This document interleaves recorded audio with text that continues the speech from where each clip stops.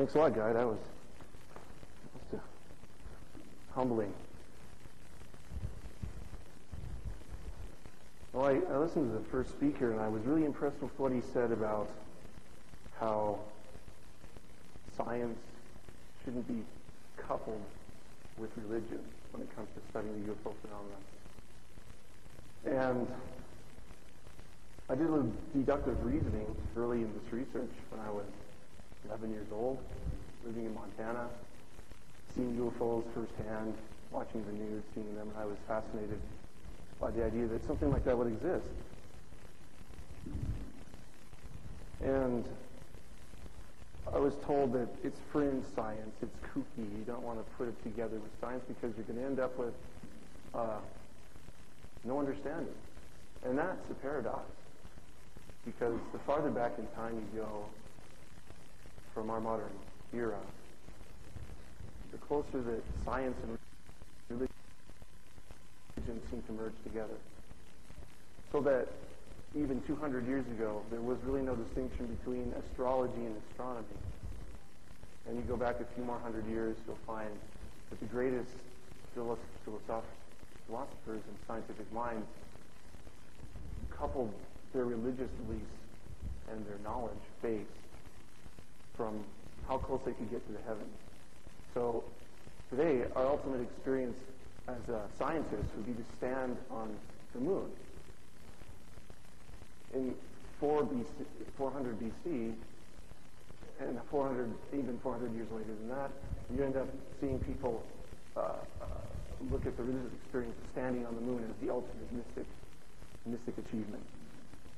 So now we're faced with a development that goes even beyond the UFO phenomenon.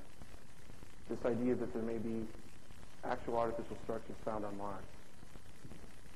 And instead of looking at it from a purely empirical, scientific view, I decided I would look at it from a religious viewpoint, but not just a theological Christian viewpoint. I would look at it from several different theological viewpoints. And I ended up looking at some people who showed me that I didn't have to reinvent the wheel. I found that the Neoplatonists and the Neo-Pythagoreans back in the 4th century AD had actually combined all of the proto-philosophers, the most incredible thinkers of the early civilization, and combined them and realized that the greatest knowledge had come from above. That was their litany. Everything had already been thought up in heaven, according to them, and then propagated downward by entities with actual personalities. And this really took a huge explosion after, in the Library of Alexandria, they added the Septuagint, the translation of the ancient Hebrew scriptures into Greek. And the Hellenistic Empire, when they were able to connect with that, they started repeating the patterns in heaven, pulling them down to earth in a thing called theurgy, which is just akin to metallurgy, molding themselves to the forces outside that were, to them, God's theos.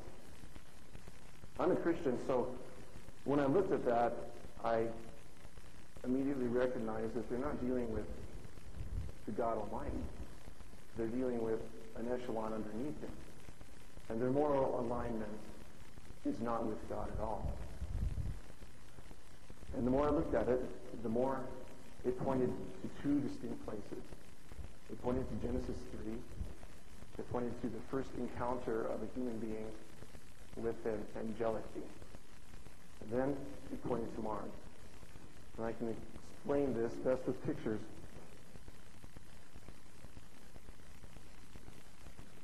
This is Cydonia. It's a frame taken in 1976 by the Viking 1 probe.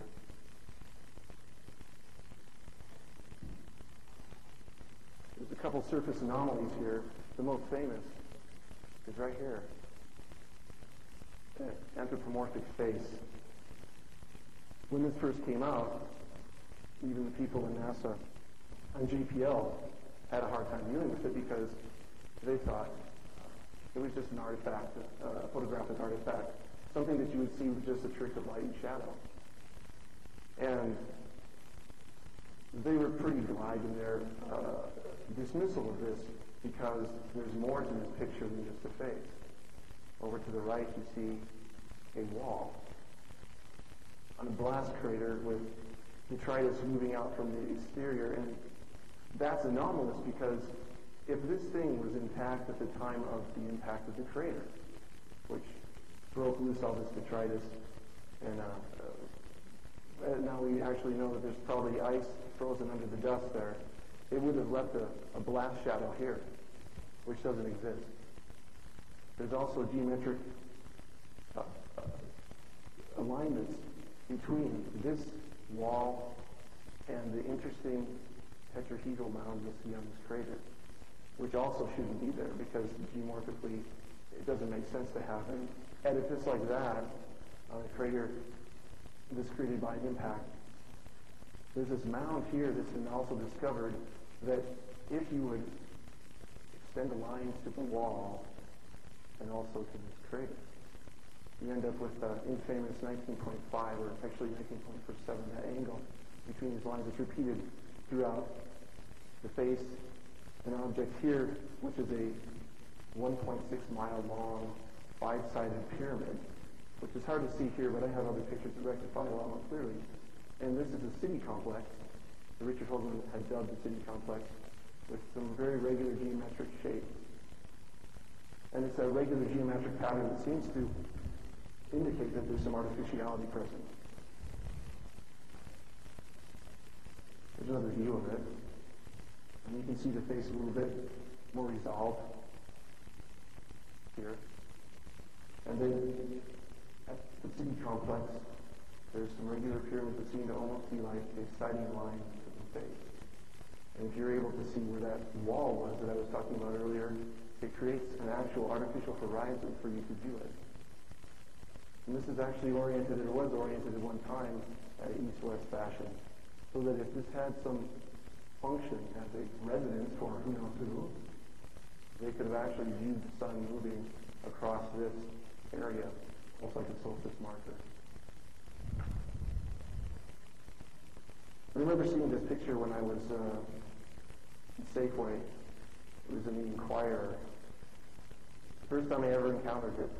And I have an inquiring mind, so I was intrigued. And I realized that there was more to it because, happily, they included the information that there was other geometric structures nearby.